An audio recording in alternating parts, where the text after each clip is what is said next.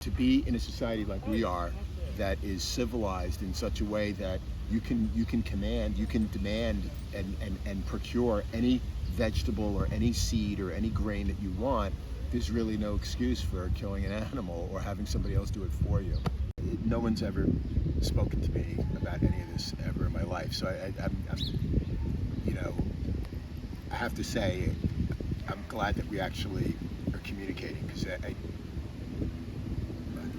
never even considered this dimension of reality.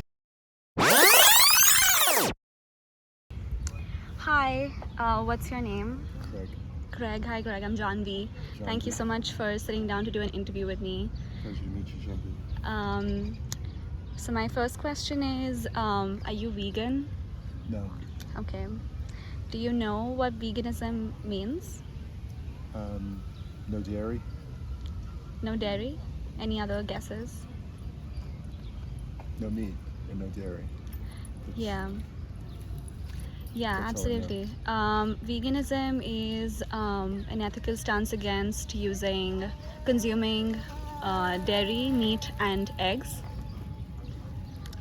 and any other products that include any sort of animal cruelty, Include what?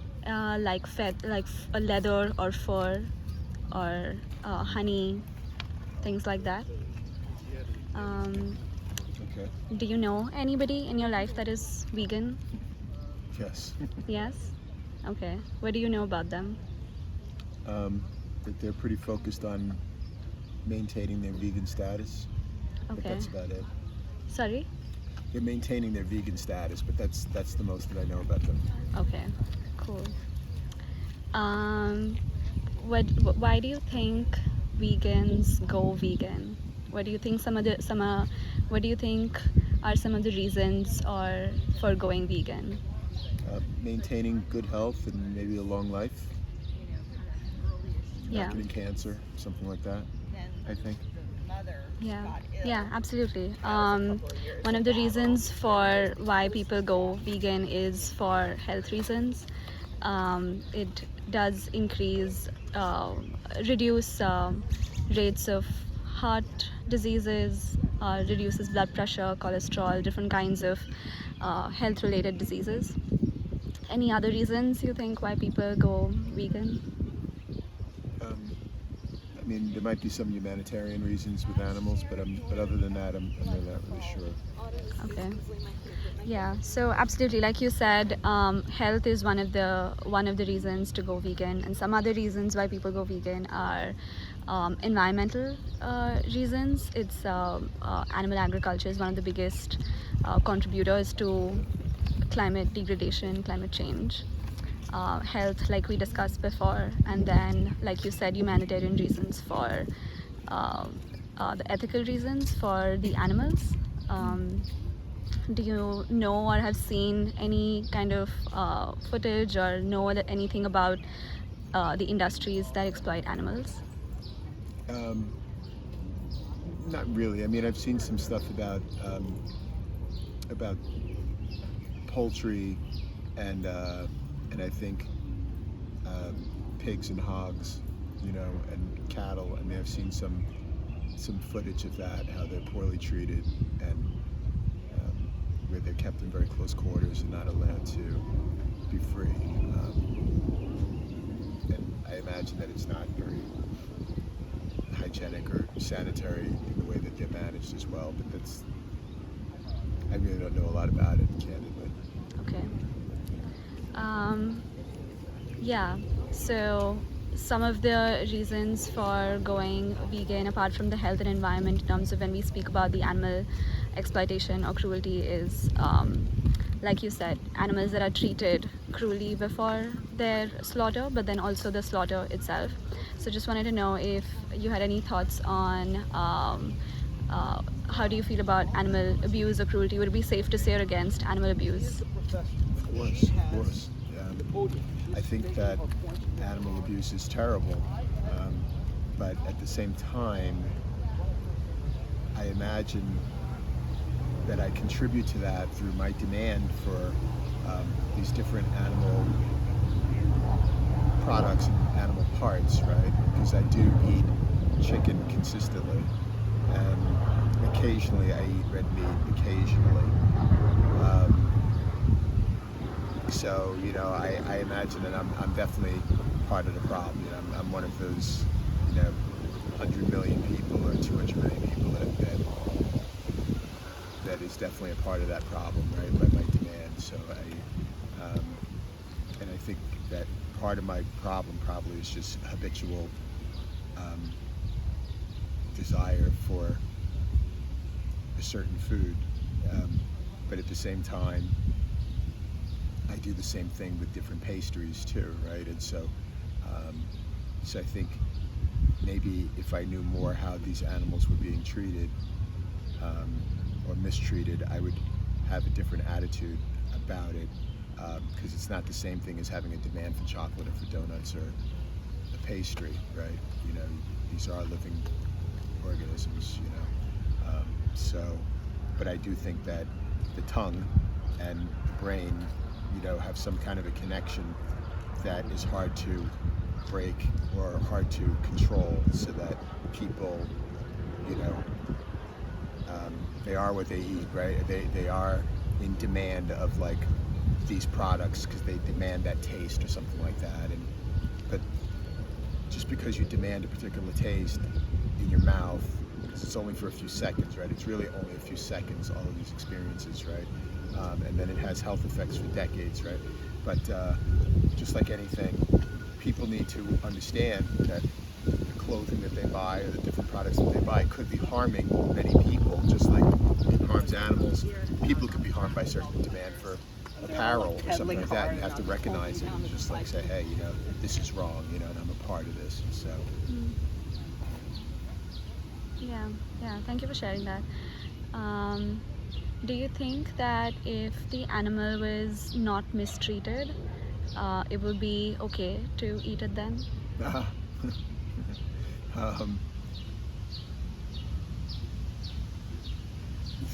That's a trick question. So I suppose it might feel like it's okay because now I'm being ethical, but at the same time, it doesn't mean that it's healthy for me to do it, right? So just because an animal's being treated properly doesn't mean that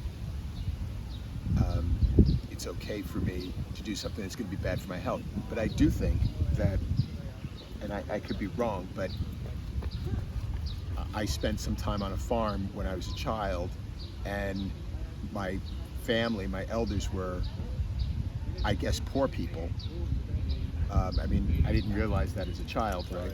But I think that they ate the food that they grew, and they also ate the animals that they managed, whether it was pigs or chicken, eggs, and things like that. And they seemed like very genuine, innocent people. I mean, they were not, So I feel like that access on the 7th train. you know, they were innocent people. They were just sincere people that were living off of the animals and plant life that they had on their property. You know, they were not mass producing. They were subsisting off of their animals. They were not using these animals for sale or anything like that.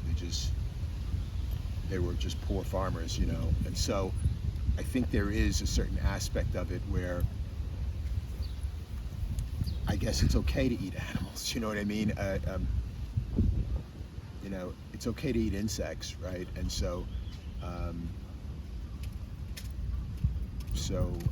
and I think that God had, if there is a God, that had stated, however it is, in my knowledge of God, that, you know, killing animals for sport is improper, but, you know, killing an animal, for lack of a better word, to consume that animal for one's nourishment is okay. And so I think that, I guess that's where I'm at on it, you know. Got it. So you mentioned that growing up you saw you know, animals being raised on a farm and having that relationship with the animals, and that would be okay to then kill them or eat them.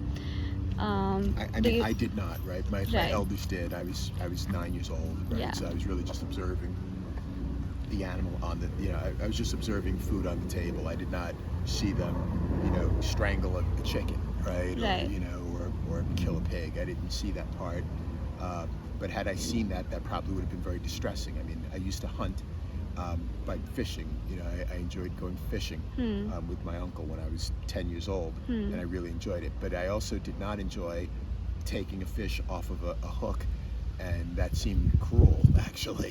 So something about it seemed wrong. But we did eat those animals. I mean, we did eat those fish. We didn't just catch them and hook them and let them bleed and then throw them back in the water to swim, right? So I guess there was some justification for what we were doing, God, I didn't mean to interrupt you. No, that's okay. Yeah, I agree with what you're saying. So my question is, you're saying it did seem cruel when you did, see that fish on the hook, or if you would have seen that animal being, the throat being sliced open before it came to your plate. So whether the treatment of the animal was good or not, like whether the animal had a big field to play around in before it came to your plate, or it was sliced open, for it to be on your plate, it had to go through some kind of method to be dead. So do you think that treatment matters when we say the outcome is cruel for an animal that does not want to die? Well, this goes back to what I was saying before, that regardless of how it's treated, if you're murdering the animal, then how could it be okay? God, if there is God, right? In the Ten Commandments, which I try to abide by, they're pretty clear, and it says thou shalt not kill, right? And so that's it. I mean, so whether I am killing that animal or someone else is doing it for me in a humane way, it can't be humane if you're murdering the animal, right? In the end, right? So there is no humane way to kill an animal. Yeah, I agree. So what do you think might be some reasons that can stop you from not contributing to these industries that abuse animals and kill animals, and being more in alignment with what you just said about and going vegan, basically? What do you think could be some reasons that can stop you from being vegan? Some reasons to stop me from being an animal eater. Yes.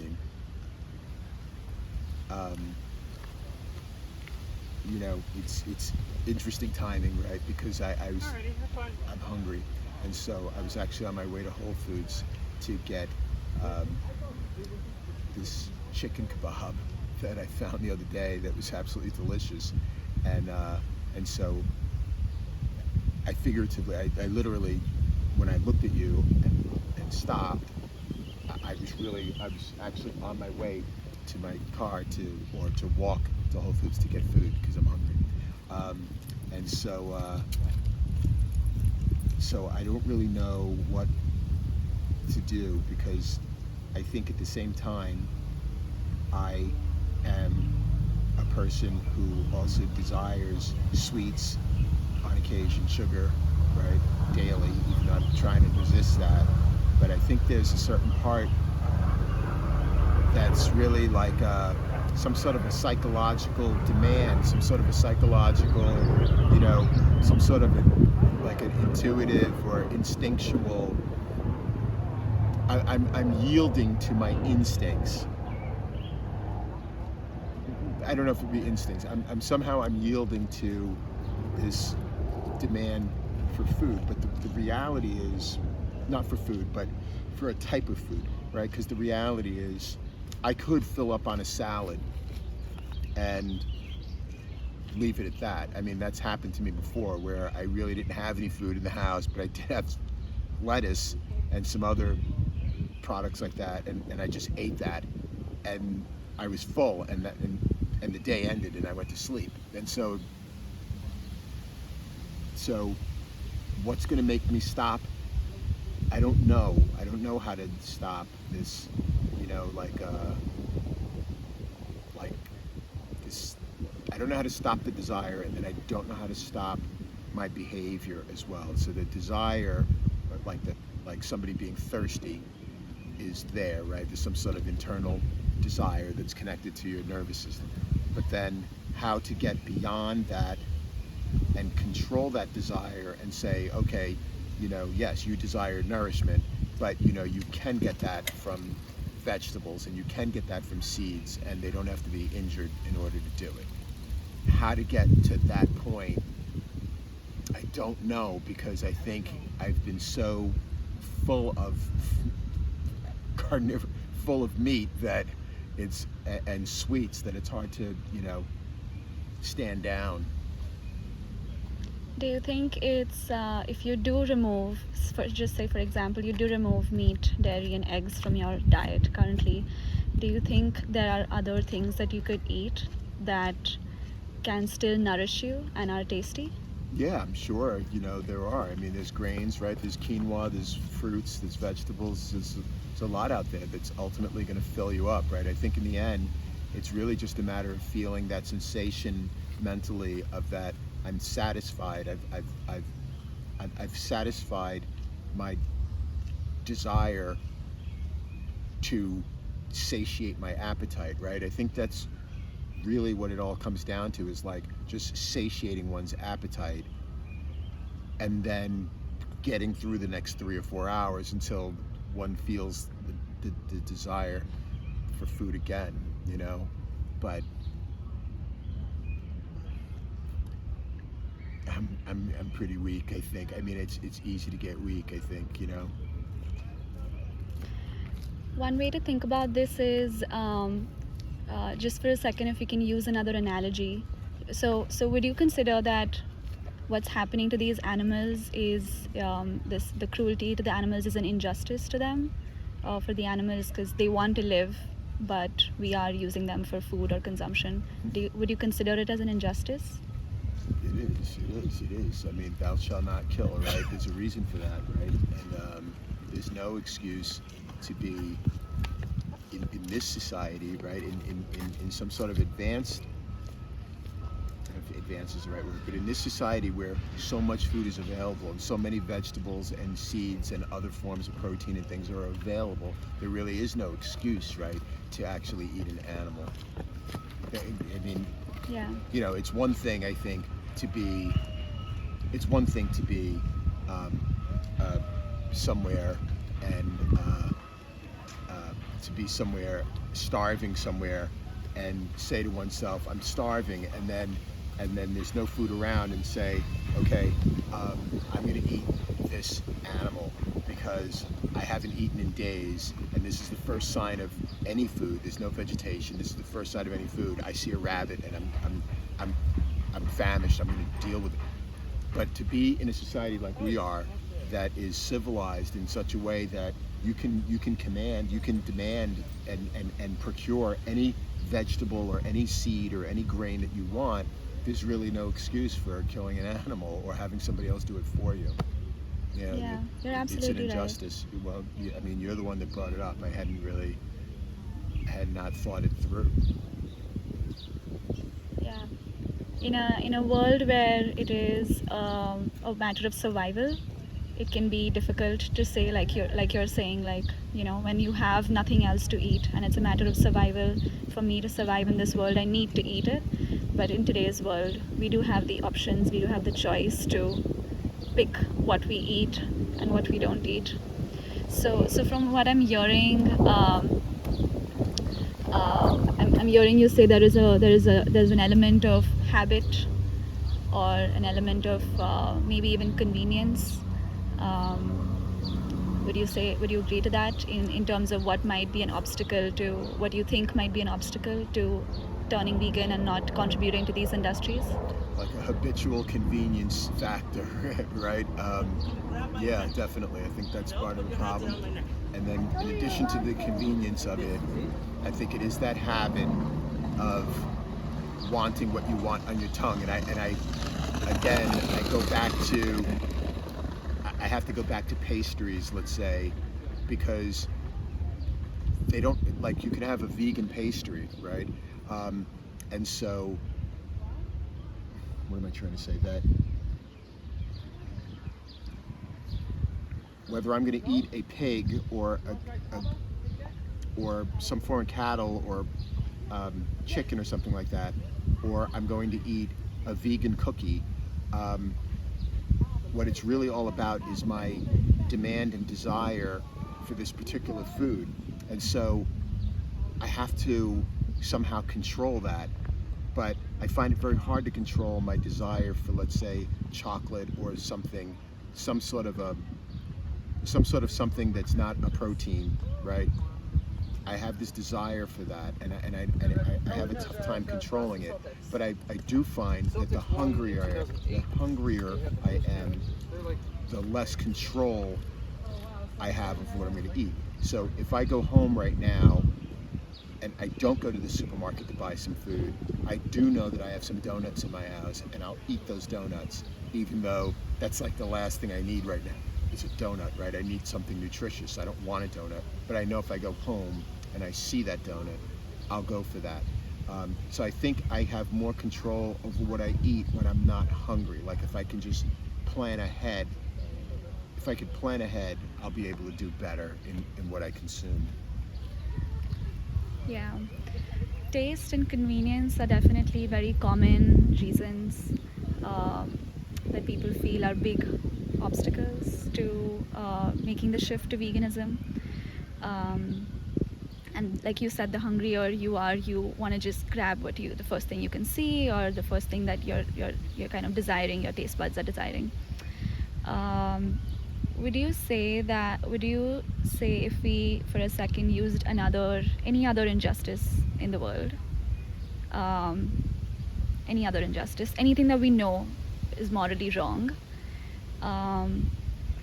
do you think we would use the same reasons or excuses to not? Just for example, I said that I want to be, I'm trying to be not racist, but today, it's just convenient to make that joke.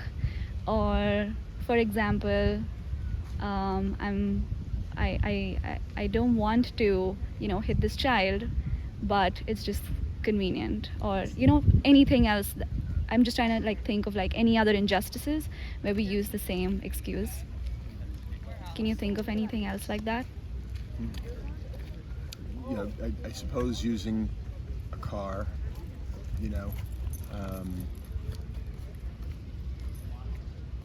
I suppose just like choosing to use a vehicle would be an example of something that is improper but convenient, but certainly doesn't have to be done. But out of habit and convenience, one just does it, right? So I suppose that would be something. I don't know. Right. How about you? What do you think? I think in this situation, because there is a victim at the other end of this injustice, there is an animal that is suffering or dying on our behalf. And when we have the choice to choose a food item or make a dietary lifestyle that does not involve supporting those industries, then taste or convenience, I guess the question is taste or convenience higher in value than life? Because what we're comparing is how hungry I am or how convenient it is for me to grab this than the existence of an entire animal, an entire being, because they are bred into existence for us. It is a demand and supply, right? The one time I pick it up from the grocery shelf, it has to be replaced by another animal product. So do you think taste or convenience has higher value than life? I think that people see life that way, sure. I mean, I think that people definitely behave that way. Whether that's right or wrong, it sounds like it's morally wrong for people to use taste and convenience, that would supersede life. I think it's morally wrong to do that, but I think that people do it. I think people just do it out of some sort of a habit and don't realize that it's a terrible habit,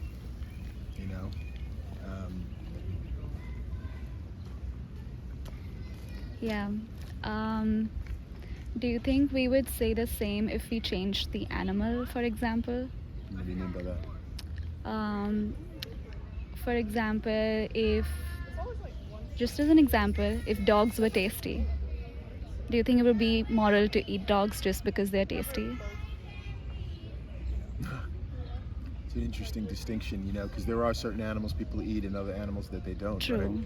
And then I guess in the Hindu faith, or in, I don't know if it be Hindu faith or Hindu culture, I'm not sure, but people do not eat certain animals, right? I think there are cows that people refuse to eat, right? Because they're holy animals.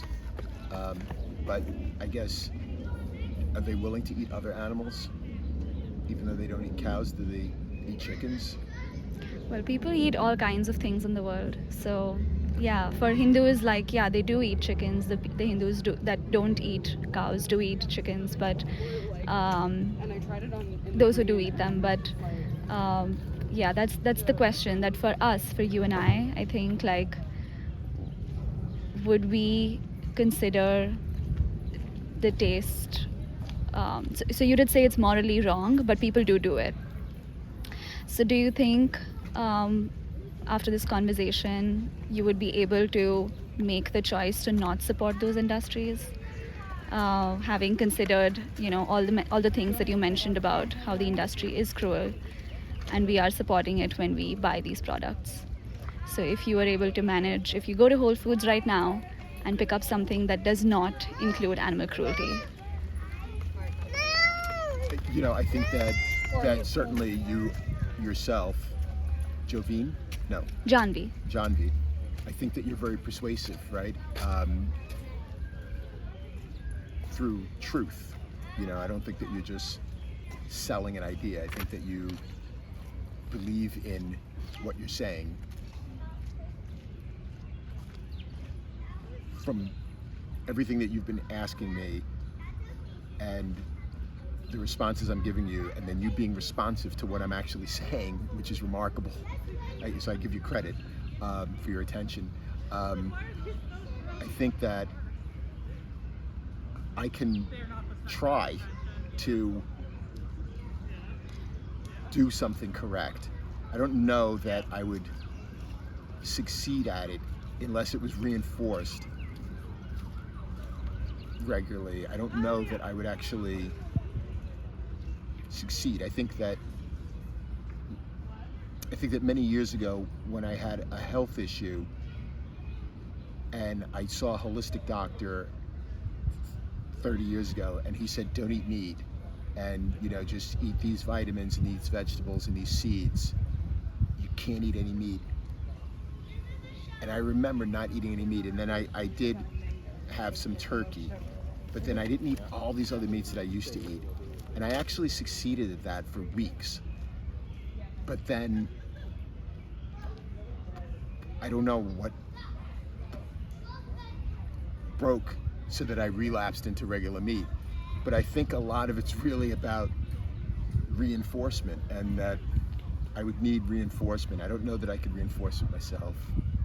I hate to say, as persuasive and genuine and moralistic as you are, you know, I don't think I would be able to actually, you know, summon that courage every day unless I really lived. If I lived like in a forest, you know, or if I lived, you know, somewhere where these meats were not around and there was no access to all that, I guess I could actually pull it off. But I guess my exposure to all of this stuff would keep me doing it. I think it's like a drug addict. You know, anybody that does drugs, more than likely 95% of people that do some sort of drugs, I think they do it because of availability. And if it was not available to them, if it was not supplied to them, they could not do it. And I think that people who are in a hospital where a doctor says you're going to have to be NPO and eat nothing at all, you know, you're just going to live on an IV for a couple of days. The only reason why you're able to do it is because they're just not providing the supply. And so as long as we're exposed to supply, I think, not as long as we, but as long as I am exposed to supply, I think it's possible for me to relapse and be weak.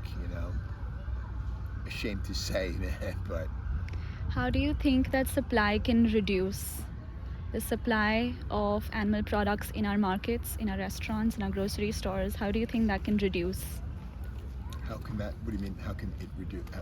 How can the supply of animal products in our grocery stores, markets, restaurants reduce so that we don't see it enough, we don't have access to it? The less we have it, the less we can buy, right? So how do you think that will reduce in the future, just for example? Right, like hypothetically, how would that be reduced from our vision? I don't know. I mean, Not from our vision, but from like reality. Like the less, if I'm in a neighborhood that does not have any meat, I don't have access to it, so I don't buy it. So how Can do you that think happen that in- supply reduce? Yeah, I don't think that can happen in like it's interesting. Like if you look at people that are in these who live in let's say forested areas, right? Who are indigenous people who are very poor, who live in these forested areas in the Amazon or in other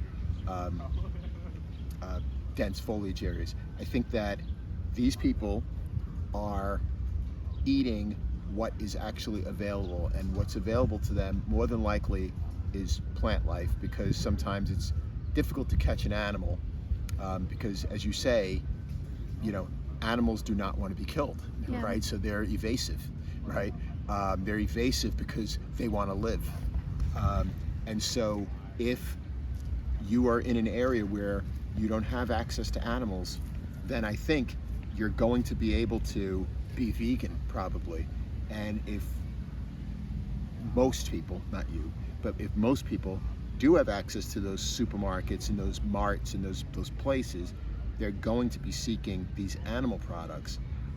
How that's going to change, I don't know. I think the only way that something like that could change is if one changed a person's environment completely. If you changed a person's environment, like I suggested before, if you go into the hospital for 5 days and they're only going to give you water and an IV, then you're not going to have access to any food because you can't produce your own food.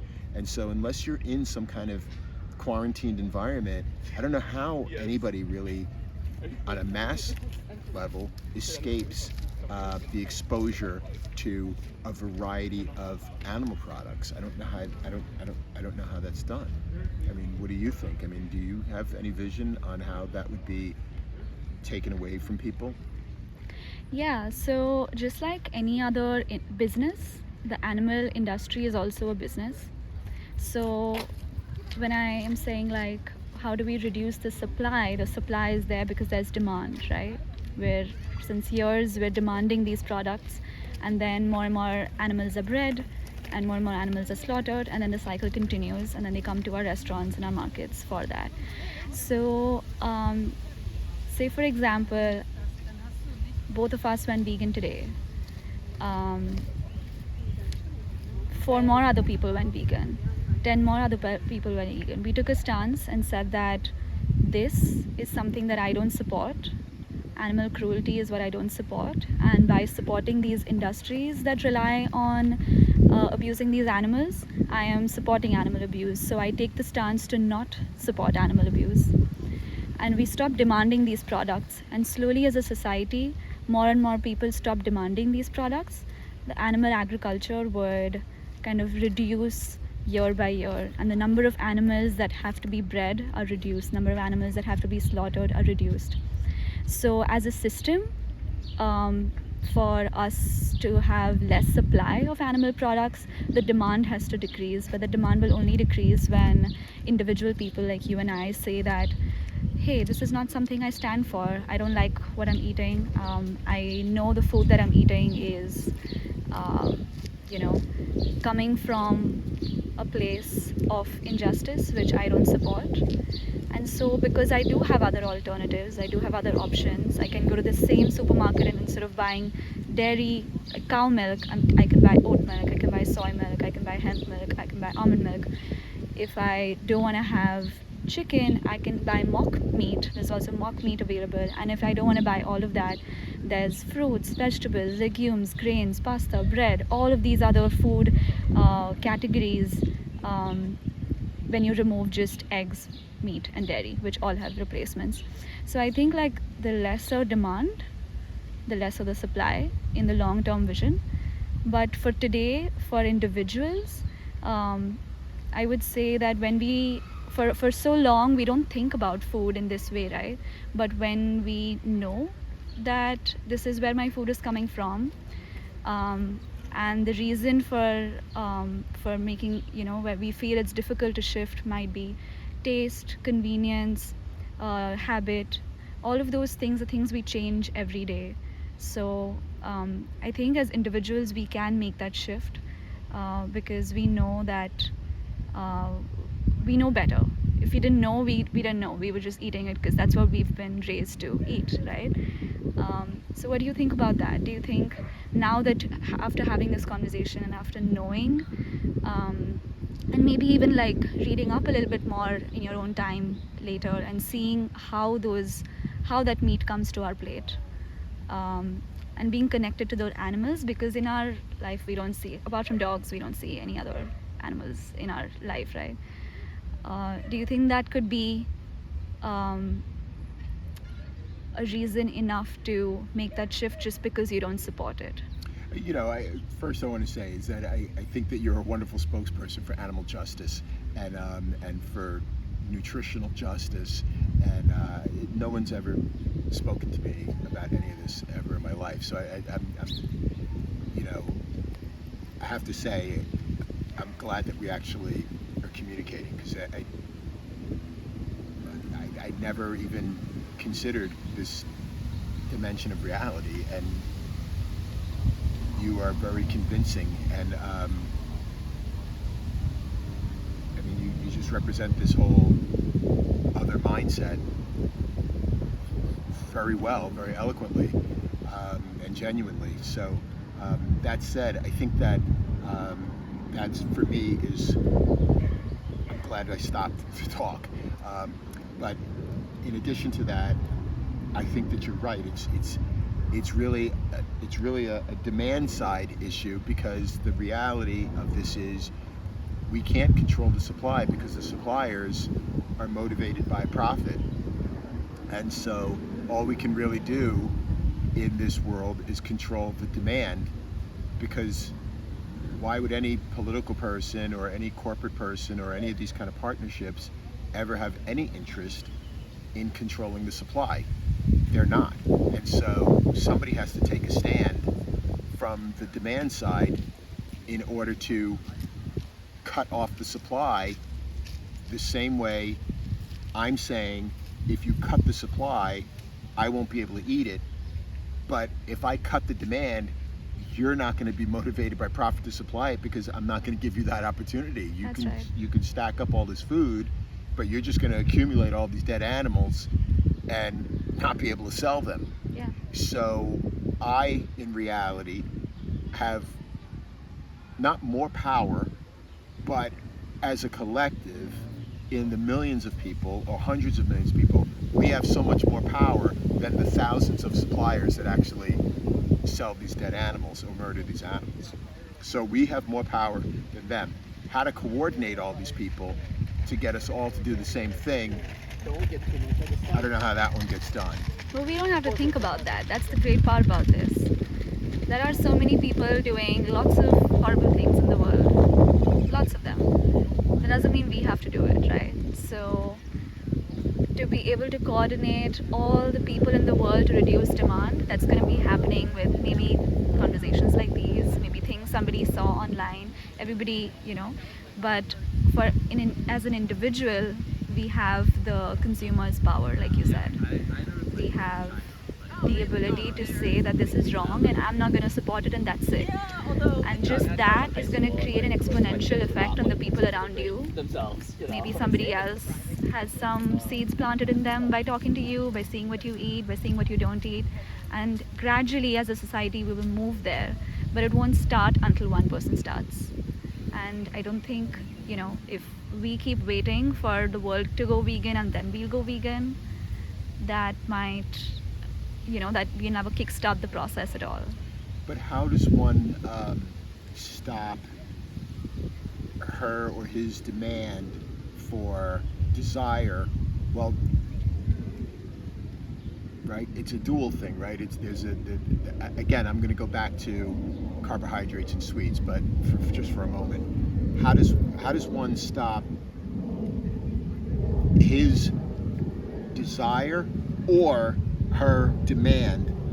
Because it's really two different things. Because we could desire something, but it's another thing to actually go out and take action and go get it, right? So I can desire chocolate, but then there's another demand, an activity that I have to do to go get it, right? So that's like two different phenomena. So, I mean, how do you think, other than a matter of social justice and animal rights and morality, how does one stop the desire, right? I can stop the demand in some way and refuse to go into that Whole Foods, but how do I stop my desire? How do I stop my biochemical desire for a drug, sugar, caffeine, animal product? Like, how do I stop that desire? That's a great question. I think you can stop that desire when you put yourself in that animal's position. Because, like I said before, this is at the end of this process is a victim who is dying, who does not want to be killed, right? So the food that we eat, we're conditioned to see it as food. We say pork, we say beef. We don't say I'm eating cow today, I'm going to eat a pig today. We don't necessarily. I know it's not obvious. You're eating an animal, but you're conditioned to see that piece of food as food and not a living sentient being that feels pain and suffering just like you and I do. They have a central nervous system that allows them to feel pain and suffering. They have a whole personality of their own, just like cats and dogs do. But we are conditioned to see those animals as food. And even among animals, we are conditioned to see dogs and cats as pets, but chicken and cow as food. So I think you can control that desire by making the connection between the food and the animal. That the food that I'm eating is not plants or not something that grew on a tree, but somebody who had a mother and has a face, who wanted to live but now is not living because he or she was slaughtered for my hunger. So when you make that connection and when you put yourself in that animal's position and you see that, how would you feel if you were in that position? What would you want your abuser or your oppressor to say? How would it feel if your abuser or oppressor said that, I'm trying to cut down, I'm trying to abuse you less, but I'll take a year to get there. Or I'm trying to abuse you, but it's just so convenient to abuse you. Or I'm trying to abuse you, but you're just so tasty, I can't help it. As when you put yourself in that victim's position, you want your abuser to stop immediately, and whether it's just me or it's 500 animals next to me, I want to live. So I think that is the way to control that desire. But that's a really great question, because that's the thing that kind of you still see it as food and you still see it as something that's tasty. But like we discussed before, just because it's tasty might not make it moral to eat it or kill somebody who does not want to die. Right. Does that make sense? Absolutely. And I think it's like you also pointed out, which I hadn't thought of before, is that I'm conditioned, and billions of people are conditioned to see a particular animal as food and another type of animal as a pet, even though in reality both of them could be eaten. But like, I own a turtle for 22 years, but I've never thought about eating her. But I have seen her as my pet. But I can walk into a store and see a chicken and think of chicken as food, whereas, you know, chickens could be wonderful pets too. So I guess part of the problem is the whole conditioning piece, and that somehow, if I could look at it differently, like it's really about conditioning. Actually, it's really, I mean, I see certain plants as plants that are for decoration, while I see other plants as weeds, and I see other plants as food, and then I see some animals as, I see a chicken as a form of food, but I see a parakeet as something to admire or as a pet. But a parakeet and a chicken probably taste the same if I cook them, right? So it's really about like this bizarre kind of conditioning that I have to see 6 different types of animals as things that I could chew on, when I could just observe them like Hindus looking at a cow and saying a cow is sacred, and they're conditioned to believe a cow is sacred and that they're not going to eat that cow. You know, I could do that too, right? I mean, there are 1 billion people who do that right now who don't eat a cow. You know, so I mean, I could condition myself to do it, because they certainly are not eating cows, even when they're hungry. And so, I mean, I don't know if that really